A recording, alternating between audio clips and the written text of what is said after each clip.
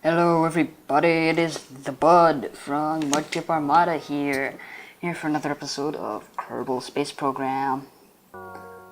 Um, as you can see from the new thumbnail, I created a new flag for our Kerbal Space Program, though I forgot to change it in this episode. I forget to change it until the very end. But in this episode, we will be launching our first man into orbit. Now, significance of that.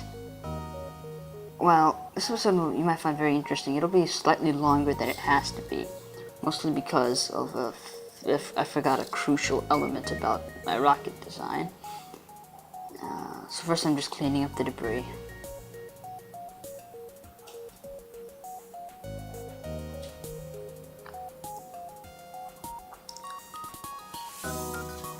Choosing a command pod. It's just gonna have one man.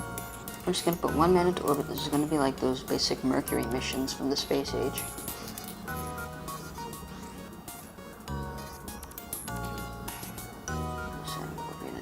This last stage I don't actually need. I just like to have handy in case I run out of fuel in case something goes wrong in an orbital maneuver. It barely weighs anything at all, and it's useful for sending the ship back home in an emergency.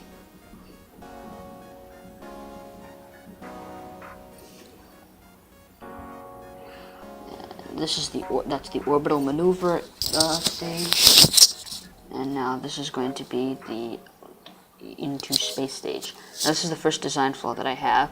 This is good, right? Oh, that's good. Right now I'm just finding the masses and comparing masses so that I know exactly how much of a change to make.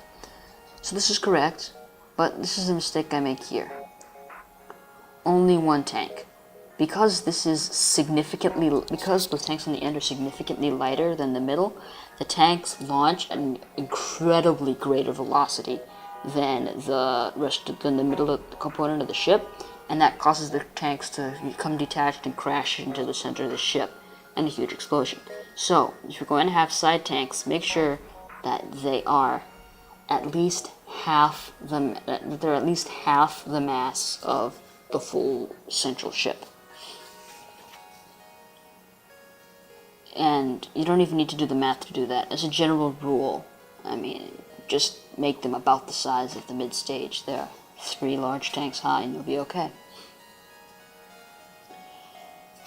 Aphrodite 1, the first passenger spacecraft of the MISA. First pilot, Jebediah Kerman.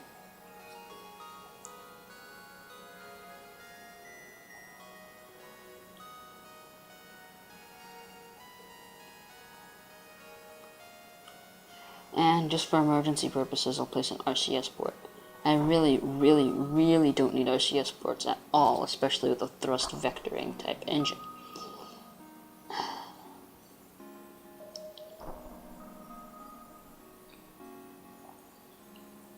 Place the ladders down in case I want to go EVA. And I place them there so that way I have more area to land my Kerbal on.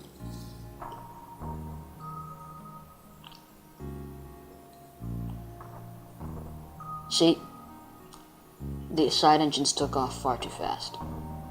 So to counter it, we just put some counterweights on.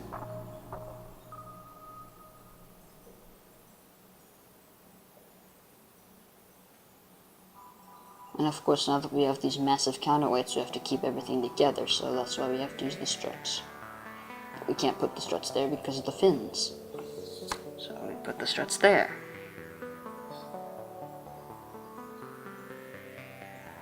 And ready for launch. There's another mistake that I'm going to make in a second, and that's the tilt. Watch.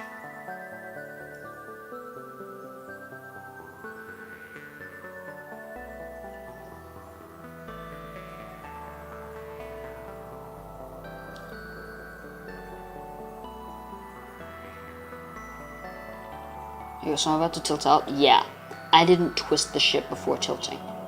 That means when I get rid of these stages, they're gonna crash. Like that.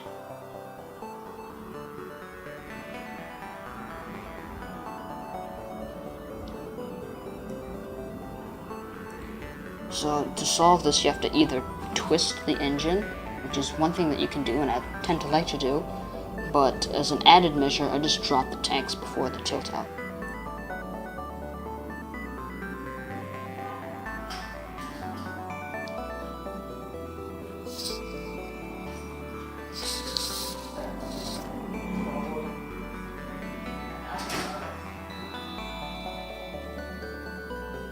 And we're up.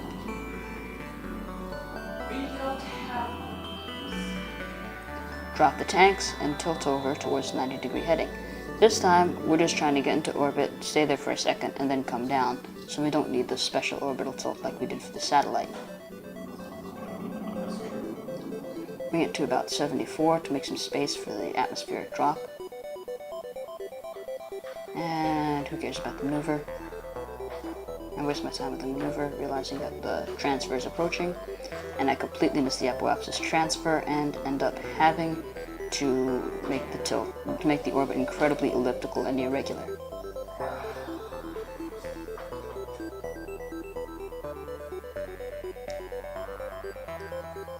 See? So I have to make the apoapsis far enough so that I have plenty of wiggle room for when I'm below the atmosphere.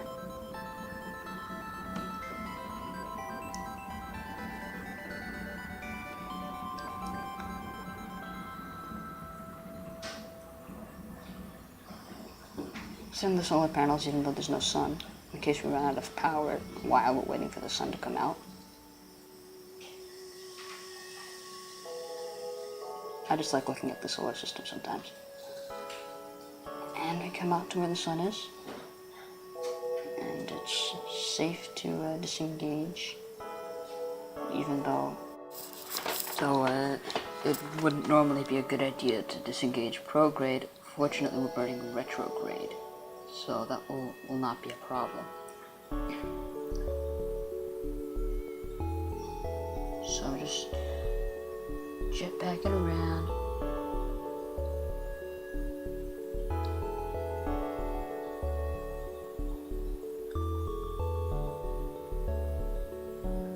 And now we're going to make the orbital transfer to see if we can return back to Kerbal. So find the apoapsis, accelerate till we reach it.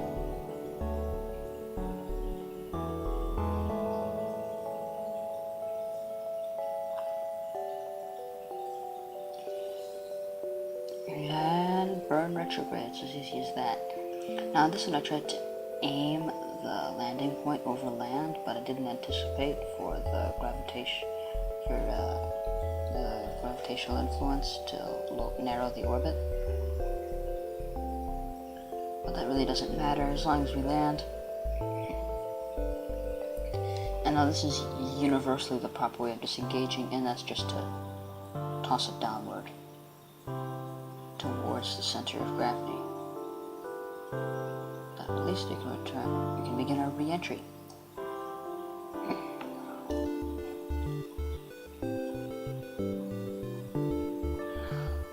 And in re-entry, get the parachute deployed. There's the thing. You'll notice my screen seems to be having an earthquake. Yeah, I used the physics warp too fast, and that just caused the parachute to break. So we're just doing this again for the sake of saving Jebediah.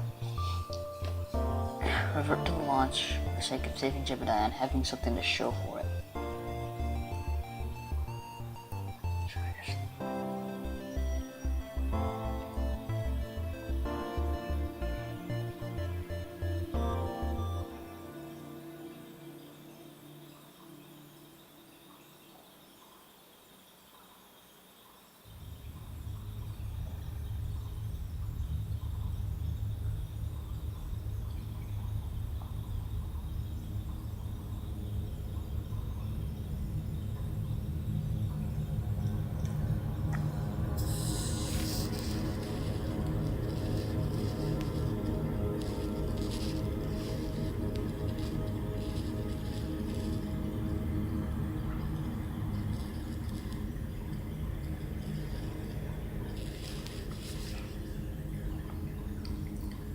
Alright, and now we're back in for re-entry.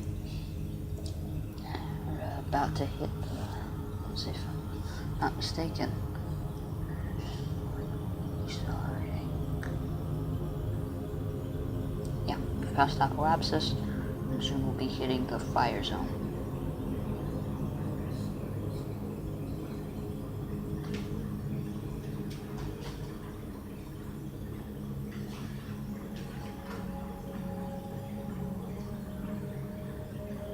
Here comes the fire zone. Ship's catching fire. Should be catching fire at least. But it's not.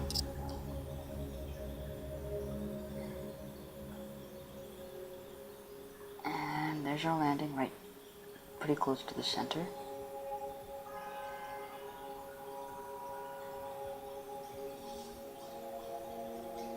Sure. Parachute deploys.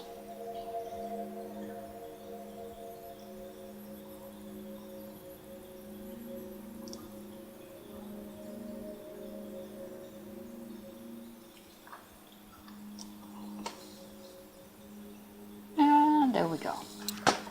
So, that's a successful man in orbit. Repack the parachute, deploy a flag, and recover the ship. I guess next time will be satellite on the moon. Well, satellite orbiting the moon. And then maybe put a man on it. But for now, I just gotta remember to change the flag, because I forgot to change the flag in the beginning. Change out the flag, cover the ship.